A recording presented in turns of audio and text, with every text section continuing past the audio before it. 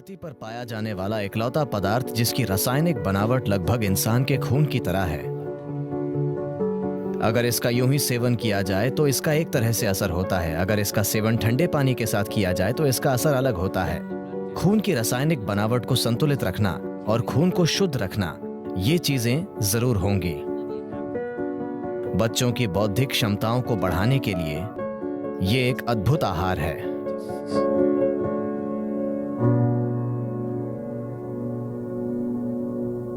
कर्नाटक में कुछ जनजातियां हैं जिन्हें जेनुकुर्बा कहते हैं। जेनुकुर्बा यानी वे शहद इकट्ठा करते हैं।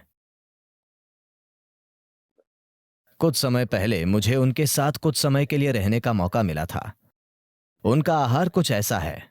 सुबह सबसे पहली चीज, एक बांस का गिलास, यानी बांस की टहनी इस तरह से कटी हुई, इसमें करीब 3/4 लीटर शहद आ जाता है। सुबह 3/4 लीटर शहद, बस यही आहार है।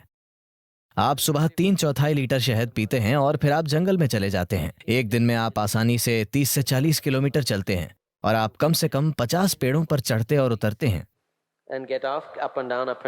ऊपर नीचे, और शाम तक कुछ और नहीं खाते। छत्ते से शहद निकालते वक्त जो भी आपके हाथों में लगता है आप उसे चाट लेते हैं। तो एक दिन में आप लगभग 1-1.5 लीटर से ज्यादा शहद पी रहे हैं। जब आप शाम में वापस आते हैं तो कुछ अनाज होता है, आमतौर पर इसे जोला कहते हैं। ये ज्वार है, ये मक्के जैसा होता है, मक्का या रागी या ऐसा ही कुछ।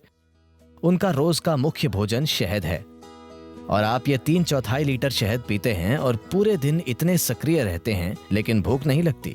वे बस वैसे ही ऊर्जा से भरे रहते हैं। वे इस पर ही जीते हैं। उन्हें शहद चरवाहा कहते हैं। शहद ही उनका आहार है।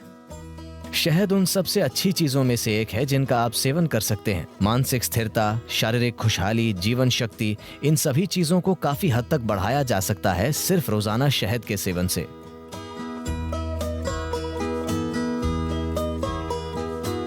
शहद इस धरती पर पाया जाने वाला इकलौता पदार्थ है जिसकी रासायनिक संरचना लगभग इंसान के खून की संरचना की तरह है। अगर आप कुछ चीजें बदल दें तो ये लगभग खून जैसा है। शहद का दैनिक सेवन आपके स्वास्थ्य के लिए बहुत कुछ कर सकता है, खासकर वो लोग जिन्हें अधिक बलगम की समस्या है। ये आपके दिल के लिए बहुत अच्छा है, आपके दिमाग के लिए अच्छा है, ये आपके मन को सतर्क रखता है और ये बहुत ऊर्जा देता है।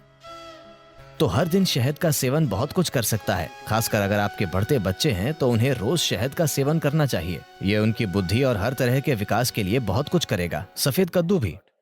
सफेद कद्दू और शहद दोनों चीजें एक साथ मिलकर बच्चों के लिए एक शानदार आहार हैं, उनकी बौद्धिक क्षमता को बढ़ाने के लिए।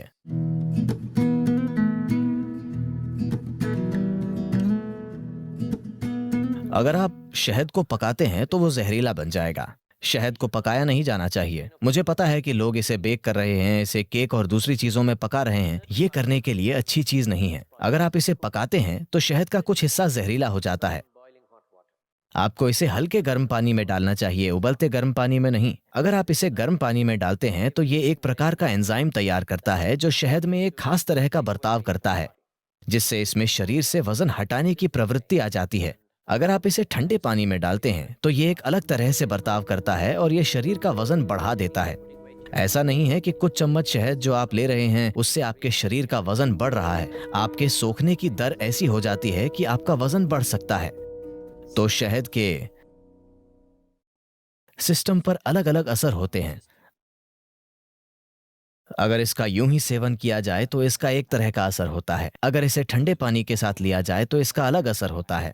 अगर इसका सेवन गर्म पानी के साथ करें तो इसका अलग तरह का असर होता है। We want to consume it in warm water here because we want the system to open up. यहां हम इसका सेवन गर्म पानी के साथ करना चाहते हैं क्योंकि हम चाहते हैं कि सिस्टम खुल जाए। अगर आप सिर्फ सेहत बनाना चाहते हैं, जैसे अगर कोई एनीमिक महसूस कर रहा है, एनीमिया का मतलब है एक स्तर पर खून में लोहा कम हो गया है, मतलब आपकी ताकत कम हो गई है, ठीक है, आपके शरीर की मजबूती कम हो गई है। आप थकावट महसूस करेंगे, बिना किसी कारण के थकावट, क्योंकि जब जरूरी लोहा नहीं होता है तो शरीर के हिस्सों तक ऑक्सीजन ले जाने की आपकी क्षमता कम होती है। इसका मतलब है कि आपका शरीर, आपका दिल, आपका मस्तिष्क सब कुछ कम स्तर पर काम करेगा क्योंकि आपके पास पर्याप्त ऑक्सीजन नहीं है। तो इसे ठीक करने के लिए एक आसान चीज ये है कि आप रोजाना गर्म पानी में थोड़ा सा शहद मिलाकर पिएं। और आप देखेंगे कि धीरे धीरे आपकी आरबीसी की मात्रा बढ़ जाएगी। अगर खून में ऑक्सीजन ज्यादा है तो अचानक आपको ऊर्जा का विस्फोट महसूस होगा। अचानक सब कुछ सक्रिय है, शरीर की पुनर्जीवन प्रणाली बेहतर है, मृत कोशिकाएं जल्दी जल्दी बदल रही हैं। शरीर में आप जो आलस महसूस करते हैं वो काफी कम है, मन में आप जो आलस महसूस करते हैं वो काफी कम है। तो शहद का सेवन रक्त संचार प्रणाली में एक तरह का संतुलन लाएगा, जो योगाभ्यास करने वालों के लिए बहुत ज्यादा जरूरी है, क्योंकि आप कुछ तरीकों से शरीर को सीमाओं से आगे धकेल रहे हैं। तो खून की केमिस्ट्री को संतुलित रखना, खून को शुद्ध रखना, ये शहद के नियमित सेवन से निश्चित रूप से होगा, और जो योग अभ्यास करते हैं उनके लिए ये बहुत जरूरी है। और हल्दी से भी ऐसी ही चीजें होती हैं। ये खून को शुद्ध करती है और ये आपकी ऊर्जा में हल्की पारदर्शिता लाती है। हल्दी एक ऐसा पदार्थ है जो न केवल शरीर पर काम करता है, ये ऊर्जा प्रणाली पर भी काम करता है, और शहद भी ऐसा ही है। इसका प्रभाव आपकी ऊर्जा प्रणाली पर भी पड़ता है। शहद आपको अधिक जीवंत बनाता है। हल्दी एक तरह से आपको शांत करती है और आपको सहज रखती है। सुबह आप थोड़ा सा शहद, नीम और हल्दी लेते हैं, तो नीम और हल्दी का सेवन थोड़े से शहद वाले पानी के साथ, इसमें शहद बहुत कम होना चाहिए, थोड़े से शहद वाला पानी, इन सभी का साथ में सेवन करना सिस्टम को साफ करने का एक अच्छा तरीका है। Acts as a wonderful way of cleansing the system. इससे सिस्टम में फैलाव आता है, ताकि जब आप साधना करते हैं तो एक चीज ये है कि ये मांसपेशियों में लचीलापन लाता है। दूसरी बात यह है कि मांसपेशियों में लचीलापन आने के परिणाम स्वरूप आप सिस्टम को धीरे धीरे एक अधिक शक्तिशाली संभावना में बदल सकते हैं। अगर आप एक नए स्तर का लचीलापन लाना चाहते हैं तो पहली चीज ये है कि सिस्टम से काफी सारा विषैलापन निकालना होगा।